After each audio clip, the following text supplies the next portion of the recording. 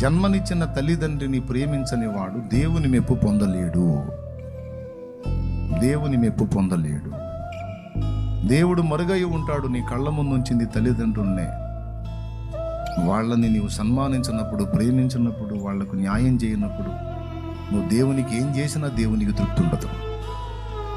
గుర్తుపెట్టుకోండి అమ్మా. ఆడపిల్లలారా, మీ భర్తలకు సపోర్ట్ చేయండి. తల్లిదండ్రులను తను ఆదరిస్తుంటే అడ్డు తగలకండి. సైతానుల్లాగా, దురాత్మల్లాగా అడ్డు తగలవాగా. ఎందుకంటే అది ఎంత పుణ్యఫలం అంటే అది నీ కుటుంబం పచ్చగా వర్ధిల్లడానికి కారణమైంది. నీ ఇంట ఎప్పుడు సమృద్ధి ఉండటానికి అది కారణమైంది. వాళ్ళ నోటికి కొడుకుగా అతడు అందించే ఆ పట్టెడన్ను నువ్వు కానీ ఆపావంటే ఆ ఉసురు నీకు తప్పకుండా, నీకు నీ బిడ్డ తరం తగిలింది.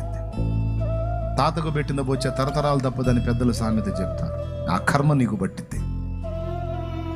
ఇప్పుడు జవసత్వాలు బాగున్నాయని వెర్రవీగుతూ మిడిసిపడుతున్నావేమో. ఎగిరి ఎగిరి ఎగిరి ఎప్పుడు పడతావో తెలియదు. కోడి పిల్ల పడ్డట్టు పడతావు. కర్మ చుట్టుకుంటుంది. జాగ్రత్త.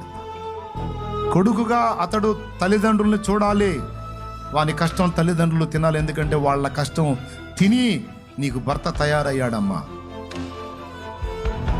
ఈనాడు వాళ్ళు చాకిరీ చేసుకోలేని స్థితిలో పట్టడన్నం వాడి కోసం ఎదురు చూస్తున్నప్పుడు అంత ఆహారం వాడి ద్వారా వాళ్ళకి అందకపోతే వాళ్ళ ఉసురు వాడికి, ఆ ఉసురు వానొక్కడికి కాదు, నీ కుటుంబం మొత్తానికి శాపమైంది. అందుకే అవసరమైతే ఏమమ్మా కోడలా, నీ అత్తమామలకి ఇదిగో సాయం చేసి రాపు అని నీ భర్తకు నువ్వే ఇచ్చి పంపించు. నువ్వు నీ పుట్టింటోళ్ళకి మొత్తం లైన్ చేసుకుని అత్తింటోళ్ళకి పిండం పెట్టవాకమ్మా.